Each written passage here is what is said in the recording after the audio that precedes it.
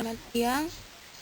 Perkenalkan, saya Igusti Agung Giri Utami, NIM 2018-01-106, kelas 3C Keperawatan Stikes Widya Nusantara Paru, akan menjelaskan sedikit tentang stroke hemoragik.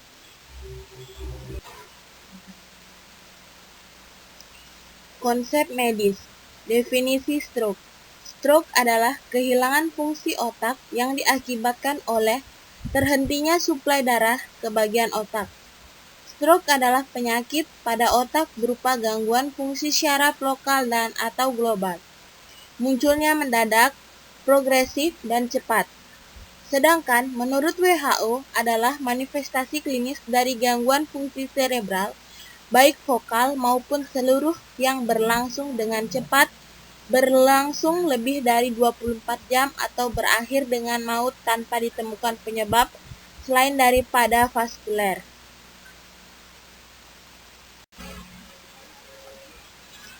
Aspek epidemiologi. Usia merupakan salah satu faktor resiko stroke. Semakin tua umurnya, maka risiko terkena stroke pun semakin tinggi.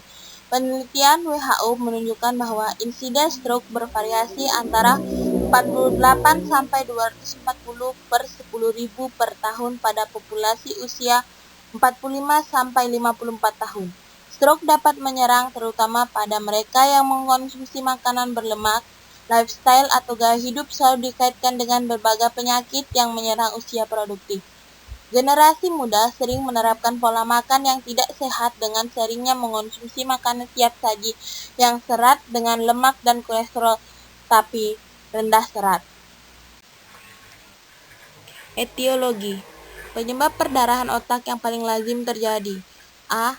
Aneurisma Berry, aneurisma fusiformis, aneurisma mikotik, malformasi atrevivneus, ruptur arterior cerebral. Patofisiologi. Stroke merupakan penyakit atau gangguan fungsional otak akut vokal maupun global akibat terhambatnya peredaran darah ke otak. Gangguan peredaran darah otak berupa tersumbatnya pembuluh darah atau pecahnya pembuluh darah otak. Otak yang seharusnya mendapat pasokan oksigen dan zat makanan menjadi terganggu. Stroke bukan merupakan penyakit tunggal, tetapi merupakan kumpulan dari beberapa penyakit, di antaranya hipertensi, penyakit jantung, diabetes mellitus, dan peningkatan lemak dalam darah atau dislipidemia. Manifestasi klinis. Manifestasi klinis stroke menurut Schmalzer and Baer 2002, antara lain defisit lapangan pandangan, defisit motorik, defisit sensorik, defisit verbal, defisit kognitif, dan defisit emosional. Klasifikasi dari stroke hemoragik adalah menurut WHO ICD-NA, the application of the International Classification of Disease of Neurology, stroke hemoragik dibagi dua menjadi yaitu perdarahan intracerebral dan perdarahan subarachnoid. Pencegahan. Tindakan pertama yang harus dilakukan untuk mengontrol penyakit-penyakit yang berhubungan dengan terjadinya aterosklerosis. Secara umum, pengontrolan dapat dilakukan dengan penerapan pola diet yang tepat dan olahraga teratur untuk mempertahankan kesehatan otak dan sistem saraf. Faktor-faktor pencegah stroke saling berkaitan satu sama lain, yaitu saling mendukung mencegah stroke berulang. 1. Kendalikan tekanan darah. 2. Kendalikan tekanan darah. 3. Kendalikan tekanan darah. 4. Kendalikan kadar kolesterol. Dan yang terakhir, berhenti merokok.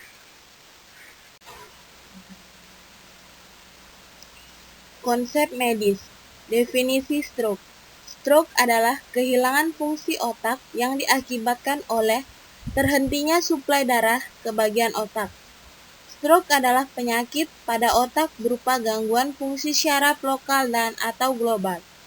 Munculnya mendadak, progresif, dan cepat. Sedangkan menurut terapi komplementer. Terapi komplementer stroke hemoragik adalah terapi akupresur, terutama meridian akupresur terbukti merupakan intervensi yang efektif untuk memperbaiki pergerakan ekstremitas atas, meningkatkan aktivitas sehari-hari, dan mengurangi depresi pada pasien stroke. Akupuntur adalah intervensi yang dapat dilakukan oleh perawat dan telah diakui sebagai tindakan keperawatan. Akupresur merupakan metode non-invasif berupa penekanan pada titik akupuntur tanpa menggunakan jarum.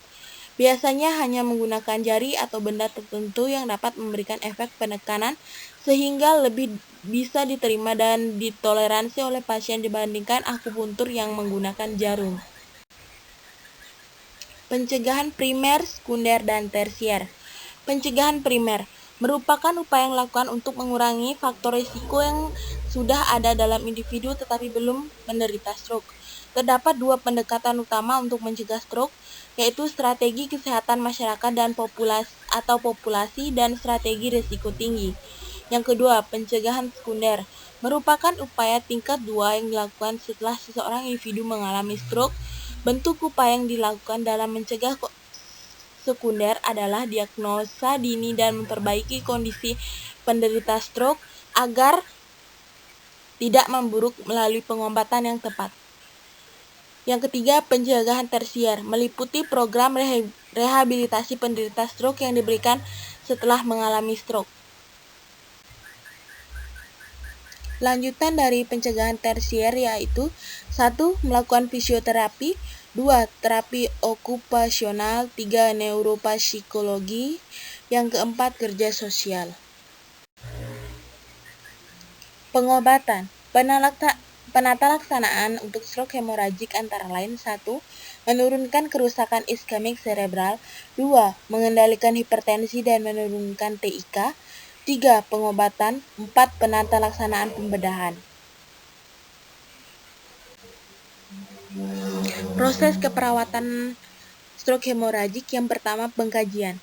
Pengkajian dilakukan yaitu A. Identitas klien, B. Keluhan utama, C. Riwayat penyakit sekarang, D. Riwayat penyakit dahulu, E. Riwayat penyakit keluarga, F. Riwayat psikososial, G. Pola-pola fungsi kesehatan. Diagnosa keperawatannya di antara lain 1.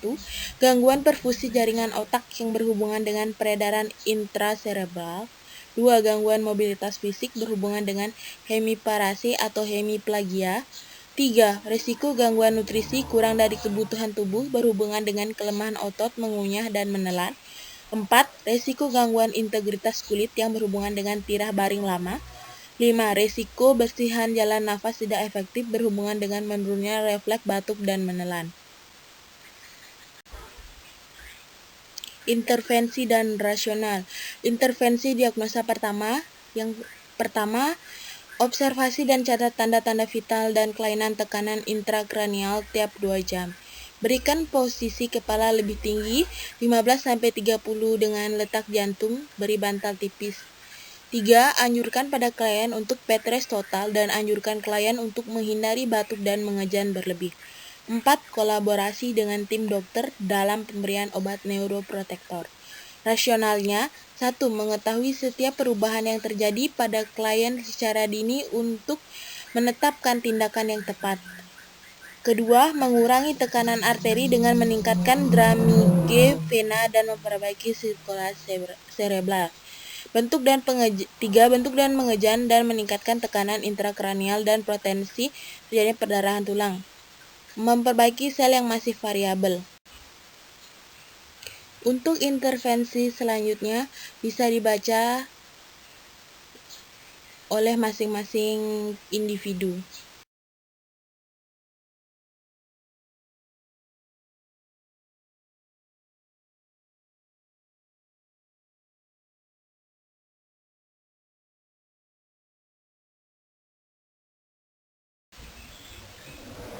Itulah tadi materi yang dapat saya bawakan. Kurang lebihnya mohon dimaafkan karena saya hanya manusia biasa yang tidak luput dari kesalahan. Atas perhatiannya saya ucapkan terima kasih.